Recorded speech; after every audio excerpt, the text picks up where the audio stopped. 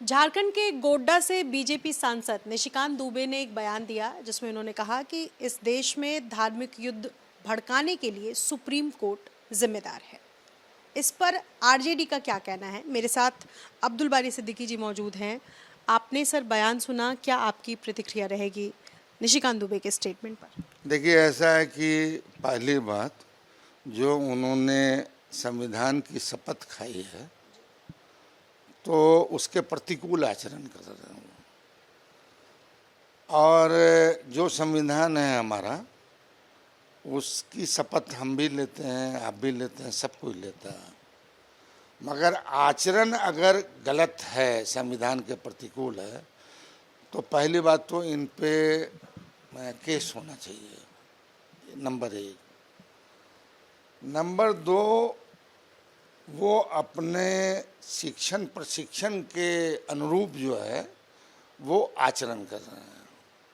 उनको घृणा का, द्वेष का, समझे कि नहीं, समाज को कमज़ोर करने का, संप्रदाय पे किसी पर जो है अटैक करने का, ये सिखाया गया।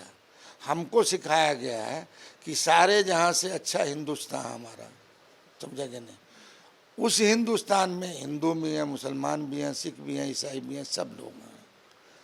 मगर जो व्यक्ति संविधान की शपथ लेता हो और सुप्रीम कोर्ट के प्रति अनादर करता हो, तो इसको क्या कहेंगे? ऐसे लोगों की तो मेमोरी खत्म हो जानी चाहिए कि जो शपथ लेता है संविधान की और संविधान के उच्च संस्था की अनादर करता है, तो ऐसे लोगों को रहने की ज़रूरत क्या है? हाँ ठीक है, आपका अपना संविधान अलग है, उनका संविधान है आरएसएस का संविधान। तो इस संविधान की क्यों शपथ लेते हैं? क्यों जाते हैं एमपी बनने या एमएलए बनने या मंत्री बनने? मत बनिए। अब बनना है तो कहिए कि जब हमारा एक तरफा राज होगा तो हम संविधान बदल देंगे, यहाँ जो है हिंदू राष्ट्र बनाएंगे और सबको यहाँ से भगा देंगे, वगैरह वगैरह। मगर ये सपना उनका साकार नहीं होगा, इसलिए कि इस देश की मिट्टी के खून में हिंदू, मुसलमान, सिख, ईसाई की इतनी गहरा संबंध है एकता का कि उसको ये लाख कोशिश करेंगे अपने बयान से, जलन वाले बयान से, तो वो टूटेगा नहीं। आपने बताया कि वो नंगापन होने का परिचय दे रहे हैं। भाई इसको क्या कहेंगे ना? मतलब हम ये नहीं कह रहे हैं कि नंगापन का मतलब कि वो थोड़ी अपना ये कर दिया है, मगर ये तो है ना भाई, आप संविधान की शपथ लेते हैं, सबका ड्यूटी बना हुआ है, सुप्रीम कोर्ट का, हाई कोर्ट का, लोकसभा का, विधानसभा का। उसके विपरीत अगर आप आचरण करते हैं तो आपका शपथ तो गलत है ना। अगर सुप्रीम कोर्ट के निर्णय के खिलाफ आप बोल रहे हैं, आप जाइए ना सुप्रीम कोर्ट, कौन रोके हुआ है? हालांकि उनकी पार्टी ने बचाव किया है उनका। पार्टी की तरफ से ये कहा गया कि निशिकांत दुबे के बयान से पार्टी इत्तेफाक नहीं रखती है और इस बयान का समर्थन भी नहीं करती है, और आगे वो इस तरह का बयान ना दे, इसके लिए निर्देश भी दिया गया है। जेपी नड्डा साहब का ट्वीट। पार्टी ने ऐसे व्यक्ति पर जो घृणा द्वेष फैलाने वाला है, उसके विरुद्ध क्या कार्रवाई कर रहे हैं?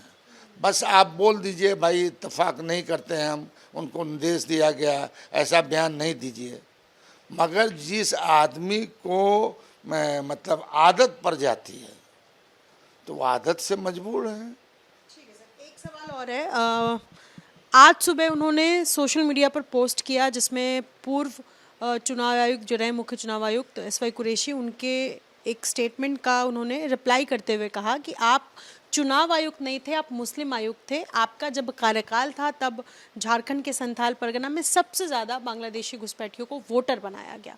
इस पर क्या कहेंगे? एसवाई कुरैशी जो पूर्व मुख्य चुनाव आयुक्त। ऐसा ये भी उनकी क्या मानसिकता है और किस तरह का शिक्षण प्रशिक्षण उनको मिला है, ये उसका परिचय दे रहे हैं। अब जब थे तो उस वक्त विरोध करना चाहिए था, राष्ट्रपति के यहाँ जाना चाहिए था, नहीं मानना चाहिए था। बहुमत थी, बहुमत से उनके फैसले को उलट देना चाहिए था।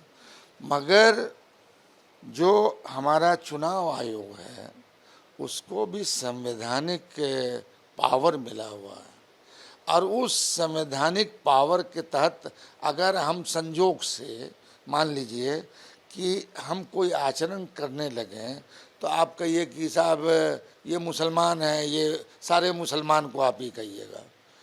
अब ये दुबे जी में हैं जिसमें इससे, तो अब अगर हम किसी तरह की बात उनके जात पर, उनके संप्रदाय पर अगर टीका टिप्पणी करते हैं तो इससे बड़ा गाली देना दूसरा नहीं है, और इनको गाली की सजा भारत की जनता आज न कल देगी।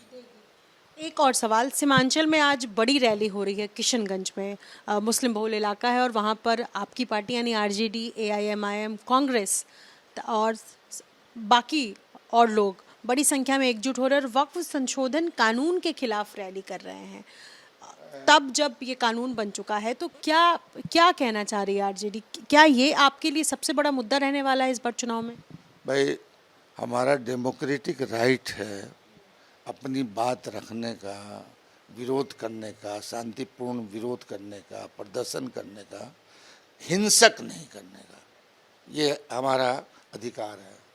और जो आदमी कह रहा है आज इमरजेंसी लगी थी ना, यहाँ इमरजेंसी भी हटा कि नहीं हटा? उस इमरजेंसी के खिलाफ हम लोग जेल गए कि नहीं गए? और फिर सरकार बदली कि नहीं बदली? ये सरकार भी बदलेगी, ठीक उसी तरह बदलेगी, मतलब 2/3 मेजोरिटी से बदलेगी। आपको लग रहा है कि इमरजेंसी जैसा ही अभी माहौल है? वो घोषित था, ये अघोषित है। और जब कोई व्यक्ति किसी संप्रदाय को टारगेट करके डरा रहा है तो इसको क्या कहेंगे? इसको तो यही नहीं कहेंगे हम कि सत्ता का दुरुपयोग कर रहे हैं।